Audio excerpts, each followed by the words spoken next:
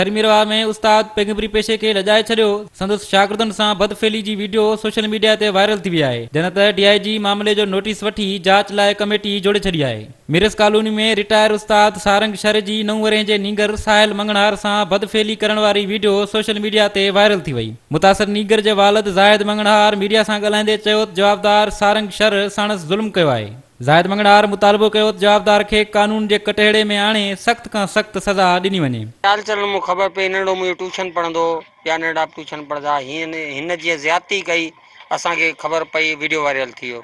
Video viral इन में कंहिं शागिर्द कयो आहे। असां त हिनखे फांसी ते चाढ़ण लाइ तयारु आहियूं। असां हिन ते FIR कराई आहे ऐं असां हिनखे बिल्कुलु मरद घड़ीअ ते कोन छॾींदासीं। जेको माण्हू ॿुधे थो इहो अफ़सोस ख़बर ॿुधी करे हर को बचड़ी वाला पोइ पाण पंहिंजे शर्म में असांखे गॾु आहे। IG सिंध खां मुतालबो था कयूं त अहिड़े वहशी माण्हू खे पंहिंजे कानून जे कटाड़े मां थो वञे ऐं हुनखे पंहिंजे आख़िरी अंजाम ते पहुचाए वञे।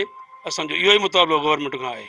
रिटायर उस्ताद जूं मुख़्तलिफ़ वीडियो सोशल मीडिया ते वायरल पिण थियूं आहिनि, जिन में हू मासूम ॿारनि खां कुधो अमल कराए संदन वीडियो भरींदे ॾिसी सघिजे थो। सोशल मीडिया ते वीडियो वायरल थियण खां पोइ वधीक ॿिनि ॿारनि जा वारस पिण थाणे ते पहुता। पुलिस ॿारनि जी तिबी चकास लाइ लेटर जारी करे छॾियो। PPMN मुनवर वसाण हिकु मुतासर ॿारड़े जे वालिद ज़ाहिद मंगणहार सां फ़ोन ते राब्तो करे वाक़े ते अफ़सोस जो इज़हार कयो। थरीमिरवा तालकेबार एसोसिएशन जे सदर मेहताब अली शर ऐं जनरल सेक्रेटरी अकीलम हैदर शर जी अॻवानी में वकीलनि जे वफ़द मुतासर ॿारनि जे वारसनि सां मुलाक़ात करे सहकार जी ख़ातिरी कराई। सिंध TV न्यूज़ ते ख़बर नशर थियण खां पोइ DIG सखर फिदा हुसैन मस्तोई नोटिस वठंदे ASP खैरपुर ऐं DSP थरीमिरवा फिदा ऐवान जी सरबराही में कमेटी जोड़े छॾी। हुन हिदायत कई त वाक़े जी जल्द जांच मुकमल करे जवाबदार खे गिरफ़्तार कयो वञे। ॿिए पासे SSP खैरपुर अमीर सऊद मक्सी जवाबदार जी गिरफ़्तारी लाइ पुलिस टीम जोड़े छॾी आहे। SSP अमीर सऊद मक्सी जी हिदायतुनि खां पोइ मुतासर नीगर जे पीउ ज़ाहिद जी फरियाद ते थरीमिरवा थाणे ते केस दाख़िल कयो वियो। हुन SHO थरीमिरवा खे हिदायत कई त 24 कलाकनि में जवाबदार खे पेश कयो वञे। फर्ज़ में कोताही कंदड़नि खे बर्दाश्त न कयो वेंदो। संदसि चवणो जवाबदार सारंग शर खे